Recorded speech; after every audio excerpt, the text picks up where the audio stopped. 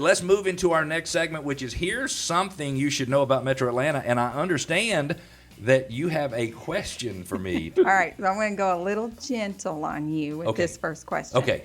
So many of your listeners may not know, or maybe some of them do, but you were born in Atlanta. That's correct. So you are an Atlanta native. 1968. What is one thing, so someone who was born here and has lived here for a very long time, what is something about Atlanta that not many of its current residents would even know right now? So I'm going to give you two things. Number one, Atlanta was built on the Eastern Continental Divide, which is very significant, and that's the reason that the railroads came to Atlanta, because on the Continental Divide, the land is more flat than it is other places. And so running east to west through Atlanta is the Continental Divide. So everything north of that goes into the Gulf of Mexico. All of the water that falls south of that goes into the Atlantic Ocean. So that's a very interesting fact. But let me tell you something else, and this is fascinating to me.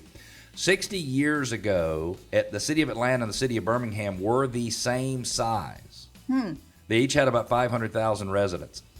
Because of the Atlanta International Airport, because of Martin Luther King Jr., because of the Olympics, and because of our regional planning structure, Atlanta is now somewhere in the 5 to 6 million. I noticed in our 20-county metro area, it shows 4.7 million, and that's not, in our 10-county metro area, and that doesn't include everything. So those are the two things that I would like to say about Metro Atlanta. We're built on the Eastern Continental Divide, and Atlanta was built not because of the water in the area or the rivers, but because of the railroads.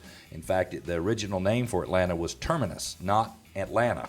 And so Atlanta is the feminine version of Atlantic, so it was named after the Atlantic Ocean.